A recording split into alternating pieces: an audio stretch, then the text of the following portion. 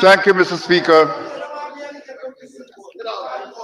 Mr. Speaker, on behalf of the Guyana Action Party, a member of the coalition, I rise to critique the 2025 budget as presented by the Honorable Ashley Singh, MP, Senior Minister in the Office of the President with responsibility for finance. But, Ms. Comrade Speaker, we have to respond to some of the wrong statements made by a few of the speakers before. And for example, Mr. Honorable Vikram Bharat announced with pride of the promises that were fulfilled. And he said, the gas to energy project promise fulfilled. The whole of Guyana must have looked around to see where that promise and where there. Is it here? Is it here? Also, he didn't mention that we are supposed to be having natural resource parliamentary committee meetings regularly to discuss the problems and the issues affecting the natural resource sector. And I'm a member of that committee. And Mr. Honorable Vikram Bharat has never held a meeting with us since they became the installed government. We had 1 year when our Honorable Hastings was in charge, and she had over 11 meetings. So what is the problem? You're afraid of meetings? Come to meetings that discuss the people's welfare, especially the indigenous people's welfare. Mr. Speaker, promise fulfilled. Lightning speed fiber optic to the Rupununi and everywhere, promise fulfilled. It ended up halfway down the road in the savannas with a little piece of wire hanging down to the ground. Promise fulfilled. Promise fulfilled. The Skeldon Sugar Factory, oh my, promise fulfilled. Sugar price gone down. You're getting lots of sugar to sweeten the Guyanese people's pockets and everything else. Promise fulfilled. It's something that's gone, thrown away. Kanaima gone with it. And where's the Honorable Rodriguez? Competence versus ineptitude. Those projects tell you where the ineptitude is. Power ships to make sure that we have light all day, all night. Blackout in what guy needs to say? I can't say that. I see the speaker jumping up here. So, Mr. Speaker, they are trying to promote themselves. That is over there, trying to promote themselves as being of competence. What competence? Ineptitude, like what the Honorable Susan Rodriguez said. Mr. Speaker, the man in the street and the people of the hinterland are voicing that this is the last budget of the PPP, since they have failed miserably to look after the interests of the majority of the people in Guyana. Further, the man in the street, Mr. Speaker, they're saying that the PPP, knowing this, they're making final moves to stuff their already filled pockets, while the majority of Guyanese are struggling daily to put 3 meals on their tables. Mr. Speaker, I heard the Honorable Ashley Singh and others from the government side repeating an untruth. Mr. Speaker, in 2020, under the APNU AFC, the Hinterland Employment Youth Services Program, also known as the HAYES program, had some 2,500 hinterland youths actively involved in training in multiple life skills, plus a component that allowed the youths to be trained in entrepreneurship. Youths were also granted entrepreneurial grants to conduct small businesses for themselves. Mr. Speaker, on the ascension of the PPP into office in 2020, it dismantled the Hayes program and placed the 2,500 indigenous youths on breadline. In other words, the PPP fired the 2,500 indigenous youths and later replaced the Hayes program with the CSO's program. Nothing wrong with replacing a program, but you're firing our indigenous youths. And then you come every time to Parliament and repeat that we fired them. You were the one. Honorable member, we have a contention as to who did the firing. And there is a document that was circulated. And we are going to be circulating that to clarify once and for all who did what. Honorable Speaker, I think you heard me wrongly.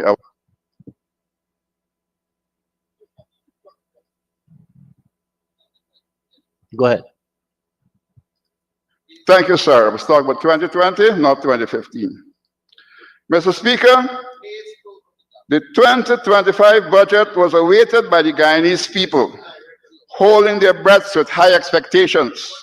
Mr. Speaker, the people of Guyana saw that their welfare and livelihoods were not on the front burner for the past 4 years of the PPP in government, who year after year produced budgets that focused on infrastructural work that fattened the rich and the friends, families of the PPP at the expense of most Guyanese.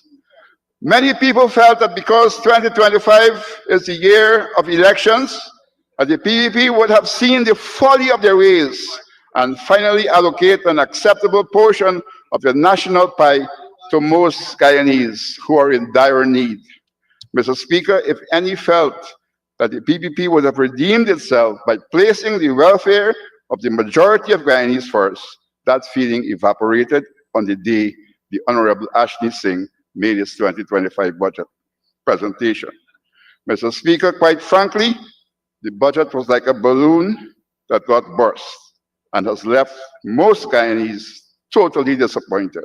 Yes, Mr. Speaker, the PPP's 2025 budget is like a burst balloon. Mr. Speaker, in Region 9, popularly known as Rupununi, there were certain transformational projects that were expected by the people. One of these includes the extension of the bridge over the Rupununi River to allow persons to travel even when the periodic floods cover the bank of the Rupununi River. This project would have served all the 9 communities of the South Rupununi, including the Waiwais of Master Canary in the deep south of Guyana. Mr. Speaker, because of limited time, please allow me to list a few more transformational projects that any caring government who's got the money would have hastened to complete during the 5 years that they are in office, especially with oil resources. That was made possible by the APNU AFC. 1, bridge over the Rupununi River to Sand Creek. This crossing has already taken lives. People died there and continues to be a threat to life. Monies were there. Why wasn't this done? Bridge linking St. Ignatius to Central Latam. Currently, the bridge that exists floods periodically. This bridge will also connect 20 South Rupununi villages to Latam during the floods. This thing is also a threat to life. And further, bridges to Katoka, Patarino, Parabara, and River villages, and others. Mr. Speaker, the PPP fools no one by suddenly launching projects such as building of secondary schools in their last year of being in government. The PPP had oil monies and 5 years to complete these crucial projects, but did not feel it important to do so. However, Mr. Speaker, the coalition will undertake to complete these crucial projects to a standard that can compete internationally. Plus, Mr. Speaker, construction and activation of secondary schools will be done in Napi, Latem, Katoka, Upakari, and if a feasibility study supports, one in Cardanawa. I must admit that some have begun, and when we become the government next, we will continue it. It must be noted, Mr. Speaker, that it was the coalition that started and supported secondary schools in Karasabay, Napi, and Moreno. We did the classes there in preparation for the schools. The coalition will work towards the satisfactory completion of these projects in their entirety. Mr. Speaker, the coalition plans to massively improve the hinterland roads that will see improvements of all-weather roads and with bitumen concrete roads to strategic and populated hinterland communities, thus making hinterland travels more comfortable and safer. Hinterland people will be able to improve their livelihoods utilizing the improved road networks. Mr. Speaker, the coalition in its limited time in government was very visionary. One project that stands out is the Linden to Latham Road and the Kurupakari Bridge. Had there not been a no confidence vote against the APNU AFC orchestrated by the PPP, the Linden to Mabura leg of the road would have already been completed and the Kurupakari Bridge would have been progressing well. I understand that, Mr. Speaker, the coalition will continue the building of the Kurupakari Bridge. Seemingly, the PPP is considering omitting this bridge from the project. Mr. Speaker, the Kurupakari Bridge, when completed by the coalition, will not only be a plus for the transportation of people and goods, but will be designed to facilitate tourism. It will become a tourist hotspot, creating real jobs, high-paying jobs, and opportunities for service providers to earn money. Mr. Speaker, the coalition's 3.5 years track record for the development in the hinterland is very impressive when compared to the PPP's 23 years in government. The coalition in government did not have oil resources to prop it up, yet one can safely say that the coalition of the APNU AFC had the interests at heart of the people of the hinterland and all Guyanese. Mr. Speaker, the coalition introduced townships in Latham, Mabaruma, Bartica, and Malia. Today, these new towns provide vital services to the people in their regions and are showing signs of becoming thriving townships.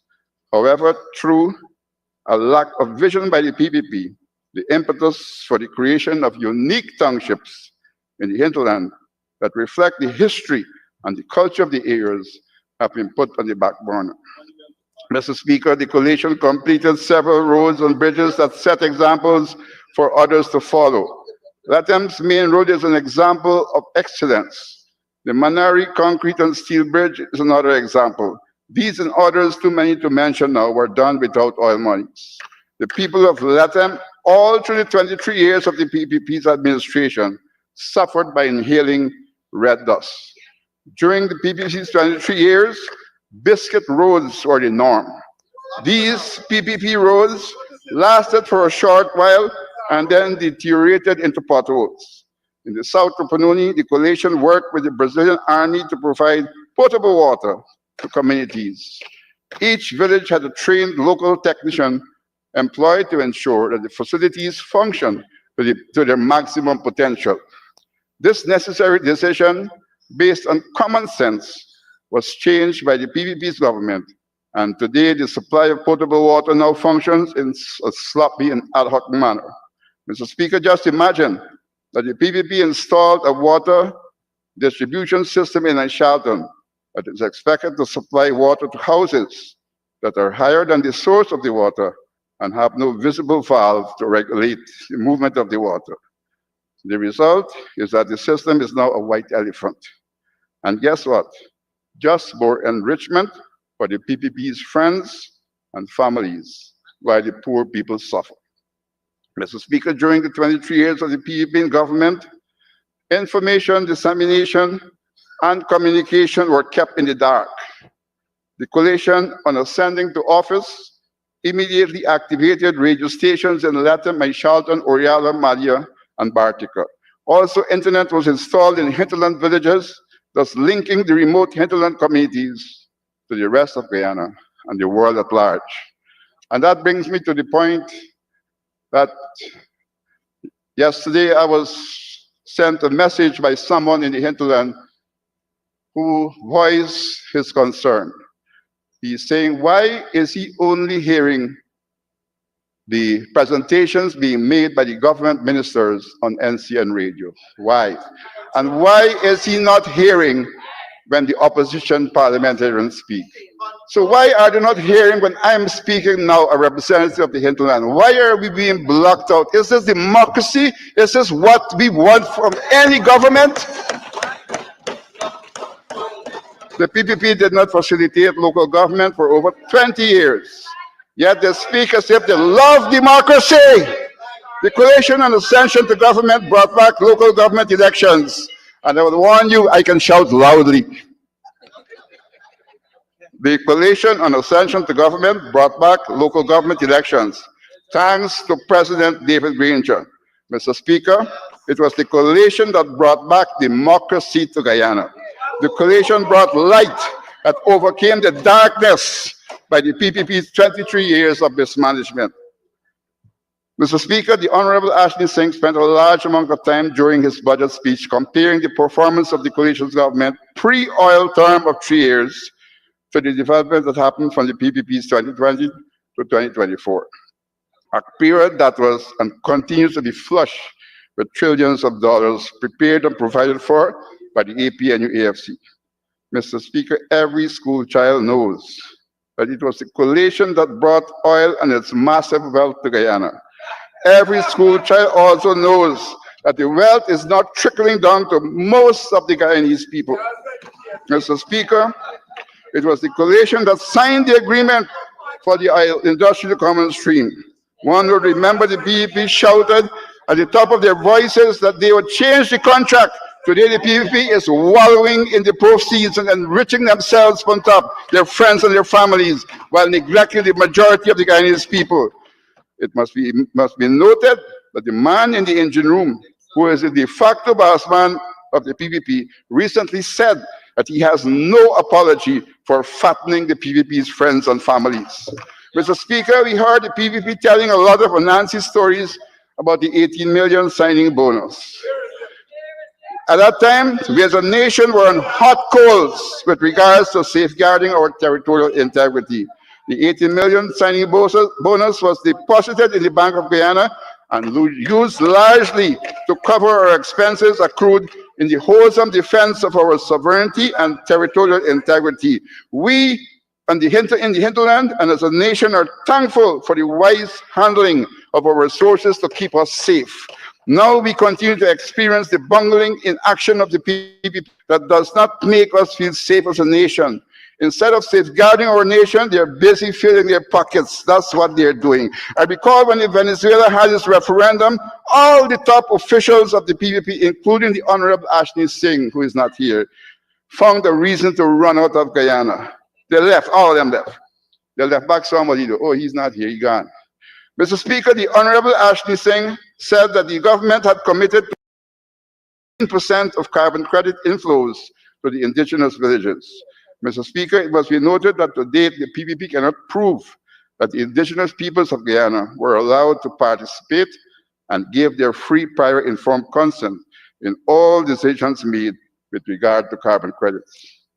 Mr. Speaker, the coalition government, on assuming office, will facilitate a process that allows free, prior, and informed consent by the indigenous peoples of Guyana. Key in the discussions will be the reworking of the formula to allow the indigenous communities and peoples to get a large percentage of the carbon credit inflows.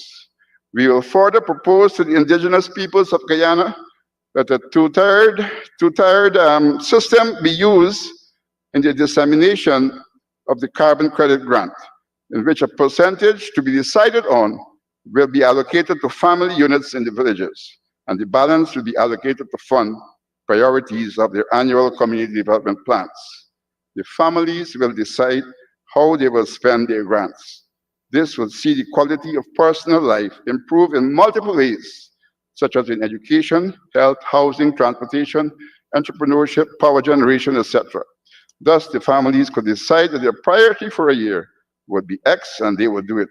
Mr. Speaker, according to a DBB article titled Guyana approves US 148 million for indigenous communities and 148 million for indigenous communities on climate resilience dated 27 July 2024. A sum of US 22.4 will be directly distributed among 242 indigenous communities nationwide, while 126.5 million US was dedicated to climatic adaptations initiative, including constructing major canals, sluice, rehabilitation, and procuring pumps and excavators across multiple regions.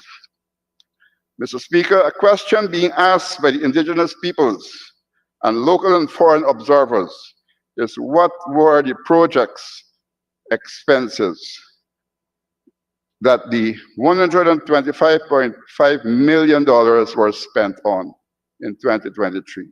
Mr. Speaker, we read in the news that an amount of Guyana, 865 million, was awarded to a contractor who had no experience for the construction of the Bellevue pumping station, and to date this entity is not completed. Mr. Speaker, also another contract was awarded to a similarly unqualified contractor to the tune of 981 million plus for the construction of a pump station of Port-Join in West Demerara. Mr. Speaker, according to one news outlet, little work was done on these projects at the end of 2024. Mr. Speaker, the indigenous people want answers. Are the monies just mentioned taken from the sale of our carbon credits? And are they being misused? Are these monies being placed in the hands of the PPP's friends, families, and favorites? Mr. Speaker, and it is the opposite to note that the PPP's methodology of distributing cash grants is murky and has facilitated more monies for themselves, their friends, and their families.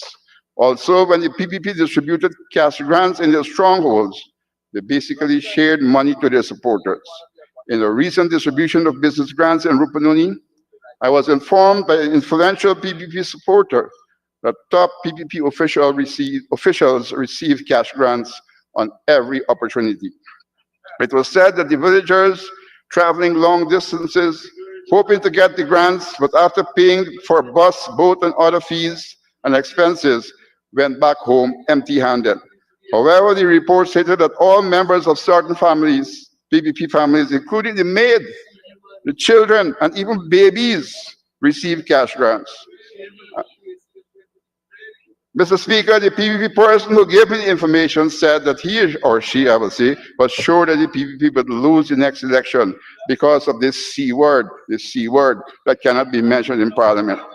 Mr. Speaker, the distribution of the recent $100,000 cash grant was and continues to be a fiasco. Untold suffering and disgusting and degrading treatment was meted out to our pensioners and other Guyanese. One wonders why the PPP did not use existing databases to develop a humane methodology to pay out the cash grants. Is it that the PPP wanted to propagandize the cash grant distribution to gain political points? Well, this certainly backfired and has proven to the Guyanese people that we have an incompetent and caring PPP government. According to many people, the PPP ain't ready yet. Mr. Speaker, the coalition, in line with its people-centered development strategy, will give cash transfers to the people of Guyana, but the system will be humane, organized, and stress-free.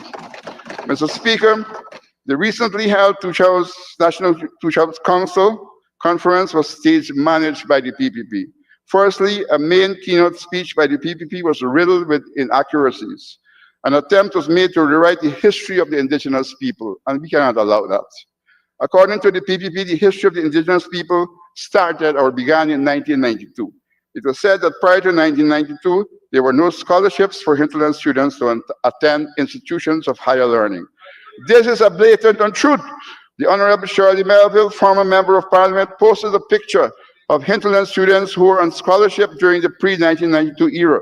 And there were many more hinterland scholars on scholarship during the pre-1992 era. One outstanding scholar was Dr. Jimmy LaRose, who went to Queen's College. The PPP also pronounced that land titling was not done by the PNC prior to 1992.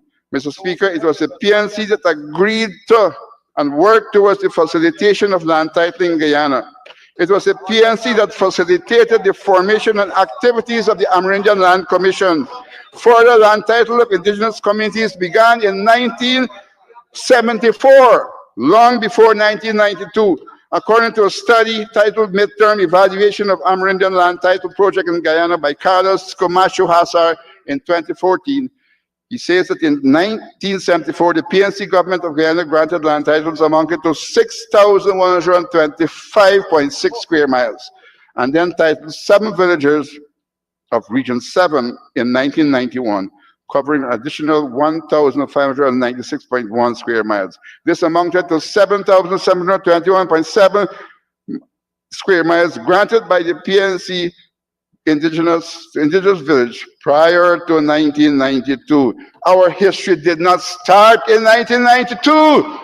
We were the first people in Guyana. Now, don't make me get on like that now. We were the first people in Guyana. We started the history in Guyana. And I will tell all of those who come and say 1992 history started for us. The PNC facilitated some 90 grants to indigenous communities, Mr. Speaker, during the last coalition government. Absolute grants were given to Sassourine, Kangaruma, Asturia, Yupukari, St. Monica, and Mainstay, Wayaka. Mr. Speaker, one must know that a lot of work was done by the coalition with regards to land titling and related matters, but due to the no confidence motion orchestrated by the PPP, many of the villages were not finalized. However, Mr. Speaker, the institutional memory of the work was left with the Ministry of Army Affairs and should have been continued if the PPP had any care for the indigenous peoples. I have heard the minister saying that no paperwork on land titling was left by the coalition, but this untruth is nullified by the fact that the head of the Amerindian Land Titling Unit of the Ministry of Army Affairs continued in his position after the change of government and was eventually promoted to the position of Commissioner of Lands and Services Commission. Mr. Speaker, I personally know that many villages were on the verge of getting their titles and extensions. One of these is St. Ignatius, that has a very large population of indigenous people. Currently, St. Ignatius only have a few square miles of title land. At a recent meeting, the Honorable Pauline Sukai, when questioned on the St. Ignatius extension that was applied for, said, and I quote, in her words, "Land don't grow." Mr. Speaker, for the Honorable Sukai, who holds the position as Minister of Army Affairs, to say that land doesn't grow when asked about extension for indigenous villages, it shows her inability to empathize with the first people of Guyana. One wonder if the Honorable Pauline Sukai sees herself as an indigenous person. Somebody said sometime, it could be Chinese. For us, the first people, land is our mother. It is our sustenance. It is our wealth. Without adequate lands, we will be forced to live like fish out of water. We call on the Honorable Pauline Sukai to withdraw the statement that land doesn't grow and apologize to the indigenous people of Guyana. We call for an apology. When you say land don't grow, it's an insult to our livelihoods. Mr. Speaker, the PPP treats indigenous organizations as if they were foreign enemies. At the last NTC conference, the APA continued to be under attack by top PPP leaders. The APA is well known for standing up for the rights of the indigenous peoples of Guyana. We, the indigenous peoples, are pleased and thankful for the advocacy on our behalf by the APA. Also, the newly formed district councils, such as the Upper Macaroni District Council and others, are under threat by the PPP. It must be noted that it was the APNU AFC coalition government that formally recognized the South Rupununi District Council as a district council via Section 35.1 of the Amerindian Act. The next coalition government will make it a priority to ratify the district councils that make the necessary applications and are qualified under the Amerindian Act of 2006. Mr. Speaker, 2025 budget does not cater for a livable stipend for tushals and any form of remuneration for village councillors. The coalition government will increase the tushal stipend to an amount that compensates them for the hard work that they do and allow them to live in dignity I will not call the amount because you all go on for that. Councillors will also be paid an honorarium. Councillors will also be paid. I will leave this to the other speakers after me to announce the amount. And sorry for y'all. Y'all gonna move it from there. Maybe not even over here. You're going outside. Village councils will be given an administrative grant to hire an administrator and provide basic equipment and supplies for the improved performance of the council's official duties. Mr. Speaker, our coalition government will continue the payment of presidential grants to villages, but will increase the amounts allocated to allow the village to have enough funds to improve their village buildings, vehicles, boats, engines, farms, etc. Community support officers and part-time workers and others such ad hoc programs will be paid an increased honorarium. Currently, these programs are not well managed. The coalition government will increase the stipend to at least 50,000 per month and facilitate the CSOs and part-time workers to get training in applicable skills. Business training will also be done, and those who are interested in entrepreneurship will be given an adequate business grant to start their own business. A monitoring and evaluation component will be put in place to assist youth entrepreneurs with advice and will recommend youths who are evaluated as deserving to get an annual business continuation grant. That is what you call something that's going to be transformational for the indigenous people. It must be noted that many youths who are given... To continue that transformation, you need an extension. Mr. Speaker, I move for the honorable member to be given 5 minutes to conclude his presentation. Honorable member, you may continue. Thank you. And conclude in 5 minutes. Mr. Speaker, it must be noted that many youths who are given business grants under the APNU are now active in business enterprises. A number of those trained are now involved in managing their shops, farms, ranches, etc. There are many examples, but at least I'll say one at least. There is one youth who came to me the other day and reported that he bought 2 cows using his business grant so many years ago, and today he has 12 heads of cattle. He's on his way to becoming a rancher. Mr. Speaker, the list of success stories is long and impressive. Mr. Speaker, in one budget debate, I heard the Minister of Marine Affairs and others on the PP saying that no business managed by youths could be found. These statements were not only highly offensive, but highly disrespectful to our indigenous youths who are using their skills and resource gained via the APNU AFCCE program to improve their livelihoods.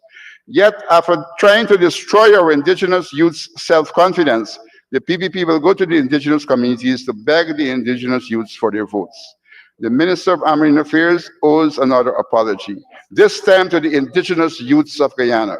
I repeat, the Minister of Marine Affairs owes another apology, this time to the indigenous youths of Guyana.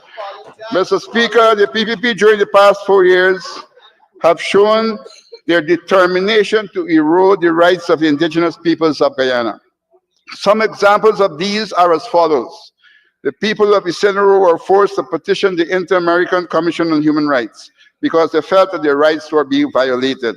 The Commission, in response, ruled that the state of Guyana is responsible for the violation of the community's right to equality before the law, health, justice, participation, collective territorial property, and due process. Mr. Speaker, in regards to Chinese landing, the residents petitioned the IACHR because they were facing threats, harassment, and acts of violence to their opposition to mining on their lands. Mr. Speaker, the IACHR, in its wisdom, granted precautionary rights in favor of the indigenous Caribs community of Chinese landing, who it said were currently at serious, urgent risk of suffering irreparable harm to their human rights as a result of mining and other activities. Mr. Speaker, instead of supporting the indigenous peoples of Chinese landing, the PPP decided to punish them and has put a ban on mining in Chinese landing. However, according to reports, the ban only affects the indigenous peoples and seem not to be applicable to the outside miners who are still causing problems in the first place. Mr. Speaker, it must be noted that in defense of the PPP's position to the ISCHR, the PPP said that the people of the Senru are not indigenous because they practice a cash economy, do not have traditional houses, and are Christians. Mr. Speaker, so now the PPP is saying that most of us in the 9 indigenous nations of Guyana are not Amerindians or indigenous. Wow. The PPP tried in Parliament to pass a bill called the Single Windows Bill that would have seen the indigenous people losing their rights to their lands. Luckily, the APNU AFC stood against it, and the bill was sent to a special select committee for correction. The PPP passed a bill on the petroleum activities called the Petroleum Activities Bill using a slim majority. This bill gives the PPP legal rights to conduct identification of areas of interest, exploration and production of petroleum on areas including indigenous land that are ancestral titled land contiguous to indigenous lands without the free, prior, informed consent of indigenous peoples. Mr. Speaker, recently the Acquisition of Lands for Public Purposes Bill was passed to allow the PPP to acquire lands, including lands owned by Amerindians or indigenous peoples, without their free, prior, informed consent. Mr. Speaker, the PPP, jaundiced with greed, has shown repeatedly that it wants to take away Amerindian or indigenous lands. We, in the indigenous people, have to watch the PPP with 4 eyes. Mr. Speaker, the People's Progressive Party continues to stymie the revision of the Amerindian Act. Although there are sections that are still of importance in this act, there are some that have to be revised to serve the purpose of defending the rights of the indigenous peoples. Also, some additional clauses will have to be added to allow the act to serve its purpose. Mr. Speaker, one of the many weaknesses of the Amerindian Act of 2006 is that it does not prevent the Geology and Mines Commission from granting mining concessions that superimpose indigenous communities, even after the land request legal and administrative process had begun. There are reports of mining concessions and mining activities being done upriver to indigenous communities, thus creating health and environmental problems for the indigenous peoples. At the last NTC conference, One Tusha reported that over 20 mining concessions were granted on the land that is allocated to BG's extension. The coalition government will facilitate the revision of the Amerindian Act and bring in line other legal acts such as the Mining Act to bring about the strengthening of the rights of the indigenous peoples using the FPIC methodology. Among inclusions is that the Amerindian Act will be renamed to reflect its purpose. And it would be, and one of the changes that's going to be would be a regulatory framework would be there added to enforce the rights and mediate disputes. The Mining Act will be amended to enable the GDMC to issue a cease work order for violation of the Amerindian Act, etc. Mr. Speaker, some of the other issues of concern by the indigenous peoples are to be placed on the front burner by the coalition.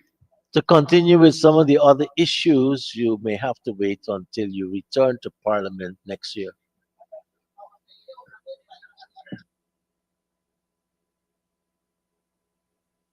Thank you very much, Honorable Member. And now for the Honorable Member, Ms. Yvonne.